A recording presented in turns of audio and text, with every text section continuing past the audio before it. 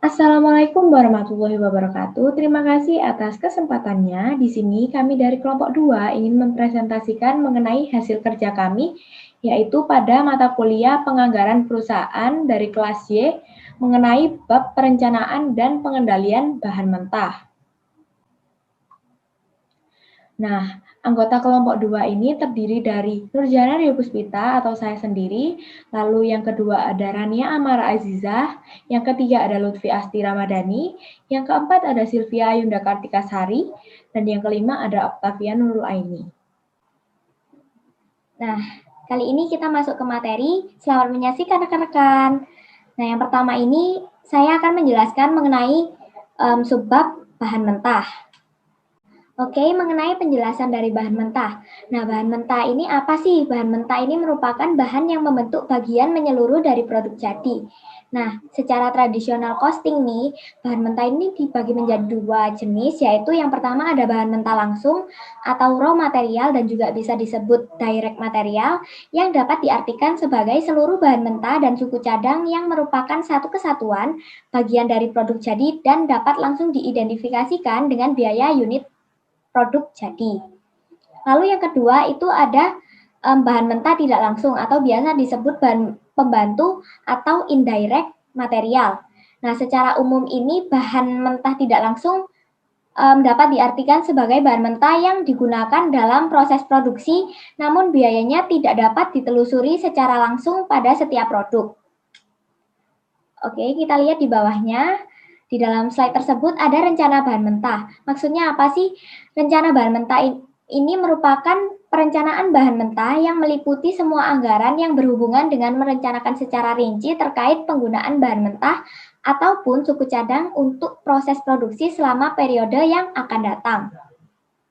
Lalu di sebelahnya ada tujuan penyusunan rencana bahan mentah. Yang pertama ada memperkirakan jumlah kebutuhan dan pembelian bahan mentah. Yang kedua ada memperkirakan kebutuhan dana untuk pembelian bahan mentah.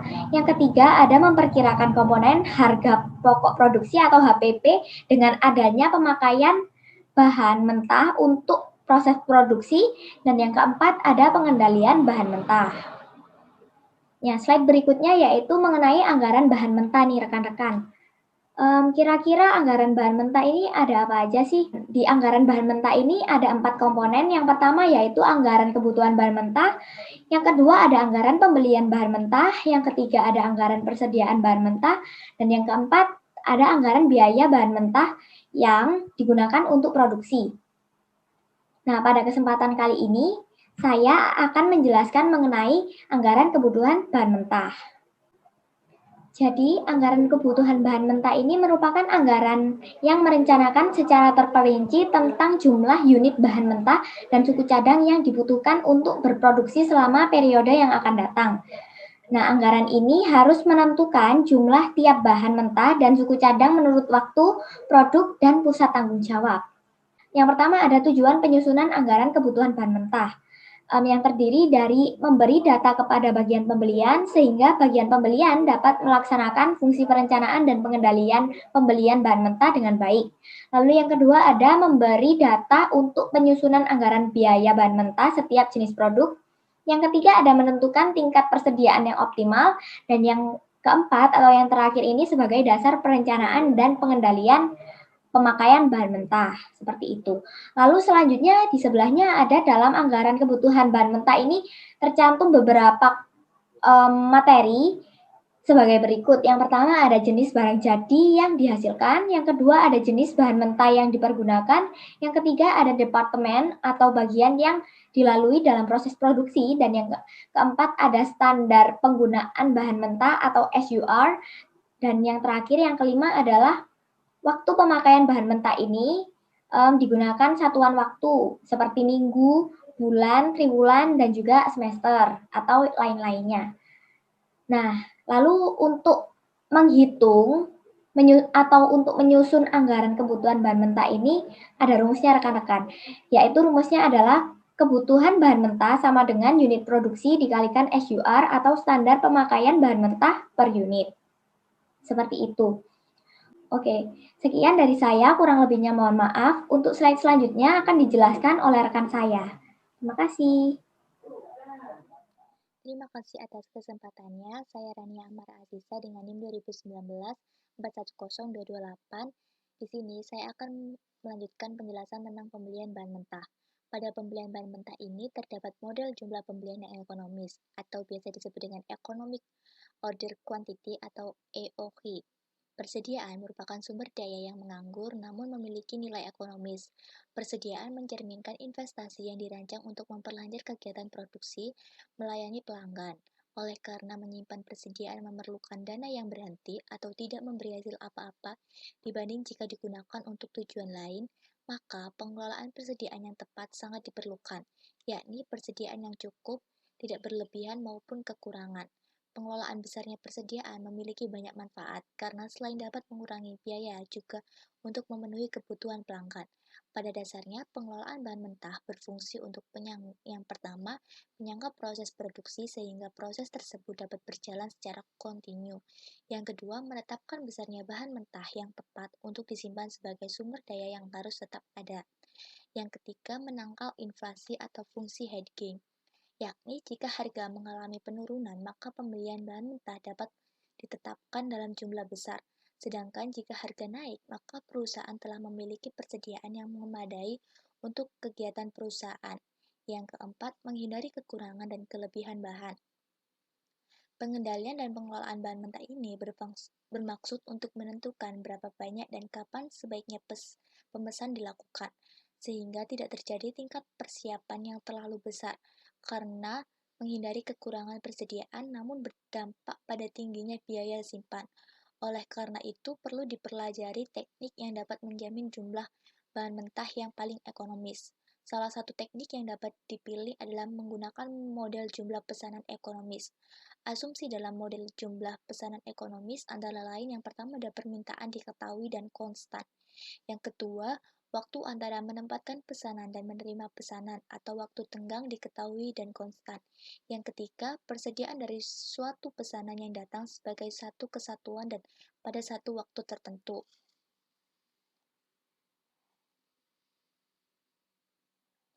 Yang berikutnya ada jenis pembelian yang paling ekonomis. Jenis pembelian yang paling ekonomis atau Economic Order Quantity atau EOQ adalah jumlah bahan mentah yang setiap kali dilakukan pembelian menimbulkan biaya yang paling rendah, tetapi tidak mengakibatkan kekurangan bahan. Untuk menghitung EOQ dipertimbangkan dua jenis biaya yang bersifat variabel. Yang pertama ada biaya pemesanan. Biaya pemesanan merupakan biaya yang dikeluarkan sehubungan dengan kegiatan pemesanan bahan mentah. Biaya ini berubah sesuai dengan frekuensi pemesanan. Semakin sering melakukan pemesanan, maka biaya ini akan semakin besar, dan sebaliknya, semakin jarang pemesanan dilakukan, biaya ini semakin kecil. Contohnya, yang pertama ada biaya persiapan pemesanan, yang kedua ada biaya pengiriman pesanan, yang ketiga ada biaya administrasi. Yang berikutnya ada biaya penyimpanan. Biaya penyimpanan ini merupakan biaya yang dikeluarkan sehubungan dengan penyimpanan bahan mentah yang dibeli. Besarnya biaya penyimpanan ini tergantung pada jumlah bahan mentah yang dibeli setiap kali pembelian. Contohnya yang pertama ada biaya pemeliharaan, yang kedua ada biaya asuransi, yang ketiga ada biaya perbaikan kerusakan. Pendekatan yang dikenal untuk menghitung EOQ menggunakan formula EOQ sama dengan akar 2 kali R dikali S dibagi P dikali L, di mana R sama dengan jumlah permintaan atau bahan mentah yang akan dibeli. S adalah biaya pemesanan dan P yaitu harga persatuan bahan mentah. Dan yang I adalah biaya penyimpanan yang dinyatakan dalam persen dari persediaan rata-rata. Yang selanjutnya akan dijelaskan oleh rekan saya. Baik, terima kasih atas kesempatannya. Yang selanjutnya saya akan menjelaskan mengenai waktu pembelian bahan mentah atau reorder point.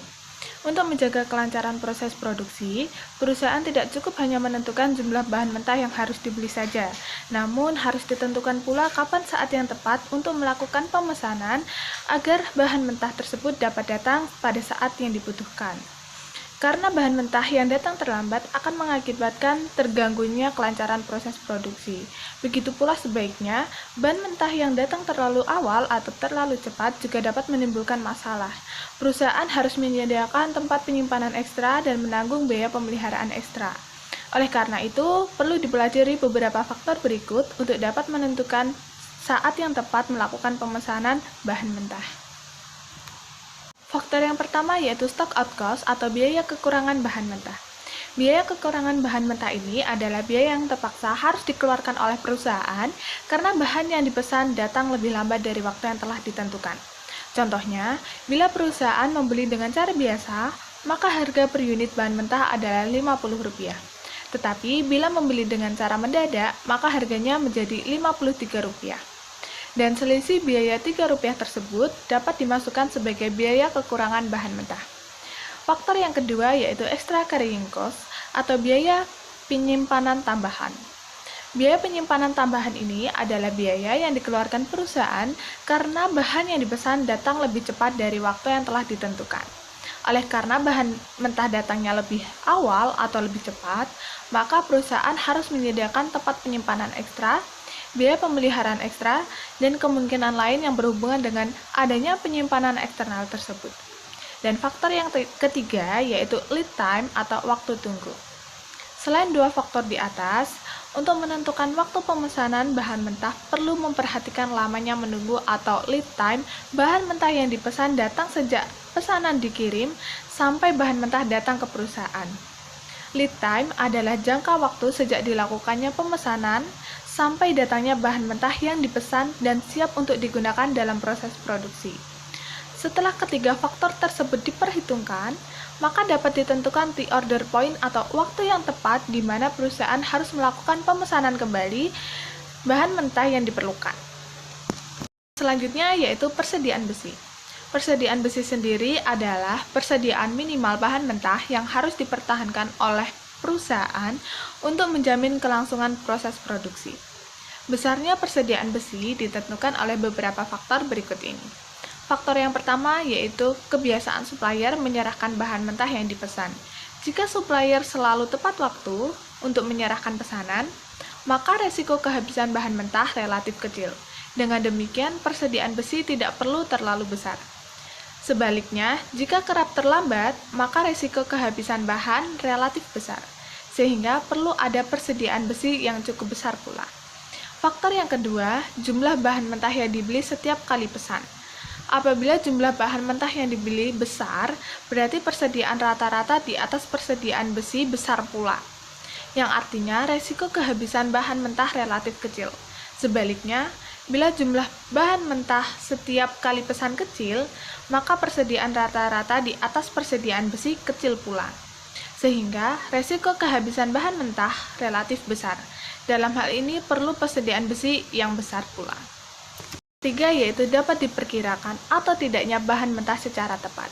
Bagi perusahaan yang dapat memperkirakan jumlah kebutuhan bahan mentah secara tepat, maka resiko kehabisan bahan mentah relatif kecil. Sebaliknya, bila jumlah kebutuhan bahan mentah tidak dapat diduga secara tepat, maka resiko kehabisan bahan mentah menjadi besar, sehingga mengakibatkan persediaan yang besar pula.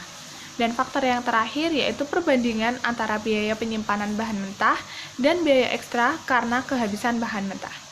Apabila biaya penyimpanan tampak lebih besar daripada biaya ekstra akibat kehabisan bahan mentah, maka tidak perlu adanya persediaan besi yang terlalu besar.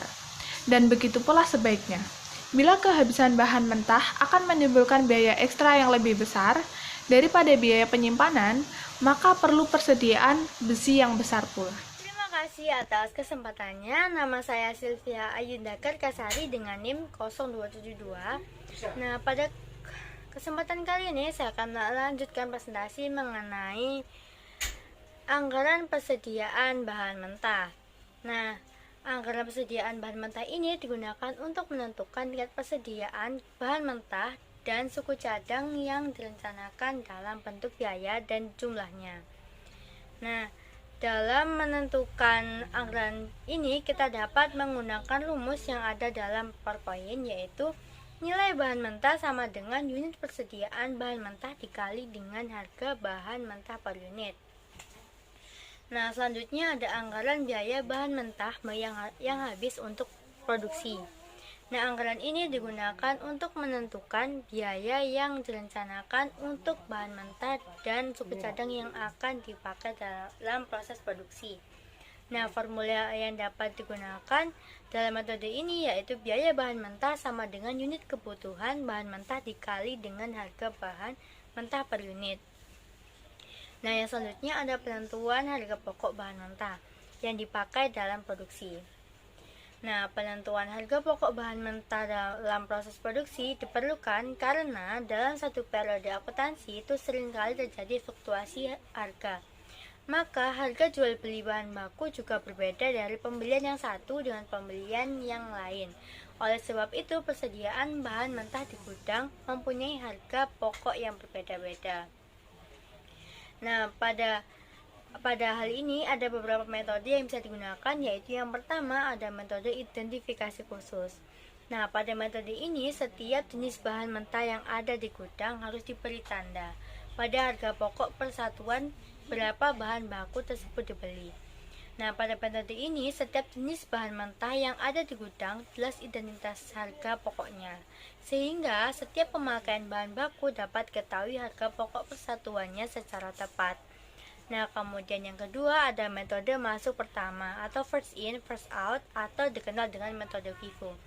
Nah, pada metode ini untuk menentukan biaya bahan bakunya adalah dengan menganggap bahwa harga pokok persatuan bahan mentah yang pertama masuk dalam gudang itu digunakan untuk menentukan harga bahan mentah yang pertama kali dipakai. Yang selanjutnya ada metode masuk terakhir keluar pertama atau last in, first out atau biasa dikenal metode LIFO. Pada metode ini, penentuan harga pokok bahan mentah yang dipakai dalam produksi dengan anggapan bahwa harga pokok persatuan bahan mentah yang terakhir masuk dalam persediaan pada gudang itu dipakai untuk menentukan harga pokok bahan mentah yang pertama kali dipakai dalam proses produksi. Nah, selanjutnya ada metode rata-rata bergerak atau moving average metode. Pada metode ini, persediaan bahan mentah yang ada di gudang itu dihitung harga pokok rata-ratanya dengan membagi total harga pokok dengan jumlah satuannya. Jadi, setiap kali terjadi pembelian yang harga pokok persatuannya berbeda dengan harga pokok rata-rata persediaan yang ada di gudang, itu harus dihitung lagi harga pokok rata-ratanya. Nah, selanjutnya ada metode biaya standar atau standar price metode.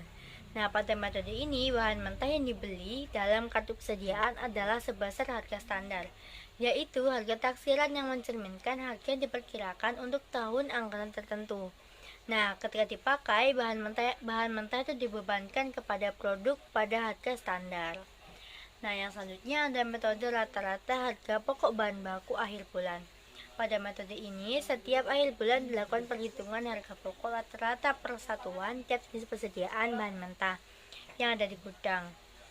Harga pokok rata-rata persatuan ini kemudian digunakan untuk menghitung harga bahan mentah yang dipakai dalam produksi bulan berikutnya. Nah, sekian presentasi dari saya. Selanjutnya akan dijelaskan oleh rekan saya. Terima kasih atas kesempatannya. Perkenalkan, nama saya Oktavia Nurul Aini, NIM saya 2019-410329 dari kelompok 2. Oke, di sini saya akan melanjutkan presentasi dari rekan saya yang sebelumnya. Saya akan menyampaikan materi mengenai pengendalian bahan mentah. Nah, dalam melakukan pengendalian bahan mentah, di sini kita harus membuat dua laporan. Yang pertama adalah laporan pelaksanaan pembelian bahan mentah, dan yang kedua adalah laporan pelaksanaan pemakaian bahan mentah. Kemudian, untuk membuat laporan pelaksanaan pembelian bahan mentah, kita harus melakukan analisis varian. Yang pertama adalah varian karena jumlah pembelian. Rumusnya yaitu jumlah rencana dikurangi jumlah real dikali harga rencana. Kemudian yang kedua adalah varians karena harga bahan mentah. Untuk varians ini, rumusnya adalah harga rencana dikurangi harga real dikali jumlah real. Dan yang terakhir adalah total varians. Total varians rumusnya yaitu varians karena jumlah pembelian ditambah dengan varians karena harga. Kemudian apabila kita ingin membuat laporan pelaksanaan pemakaian bahan mentah, kita juga harus melakukan analisis varians terlebih dahulu. Yang pertama, kita harus mencari varians efisiensi. Rumusnya yaitu jumlah rencana dikurangi jumlah real dikalikan dengan harga rencana. Kemudian yang kedua, kita mencari varians harga. Rumusnya yaitu harga rencana dikurangi harga real dikalikan dengan jumlah real.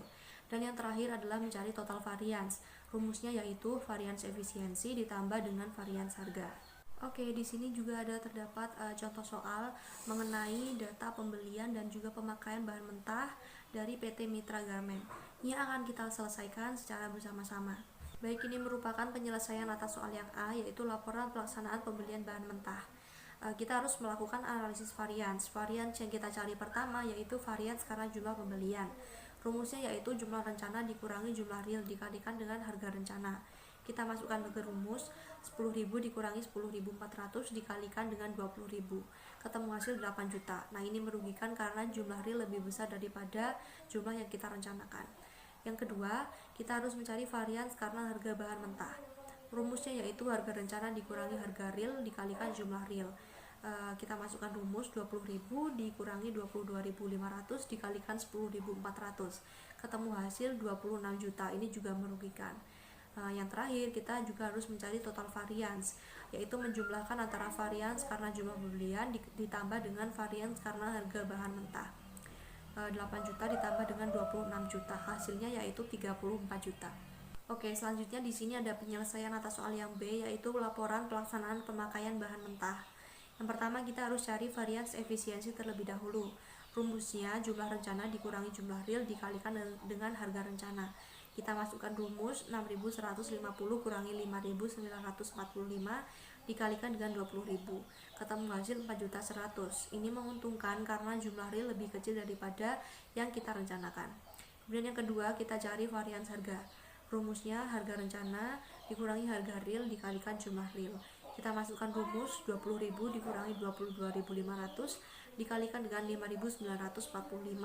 Ketemu hasil 14.862.500. Ini merugikan karena harga real lebih besar daripada harga rencana. Kemudian yang terakhir, kita cari total varians. Total varians ini kita peroleh dari varians efisiensi kita tambahkan dengan varians harga. Jadi 4.100.000 kita selisihkan dengan 14.862.500. Ketemu hasil 10.762.500 rupiah. Baik, demikianlah presentasi dari kelompok 2 mengenai perencanaan dan pengendalian bahan mentah. Saya mewakili seluruh rekan-rekan dari kelompok 2. Mohon maaf apabila ada salah kata maupun perbuatan baik yang disengaja maupun yang tidak disengaja. Akhir kata, wassalamualaikum warahmatullahi wabarakatuh. Terima kasih semuanya.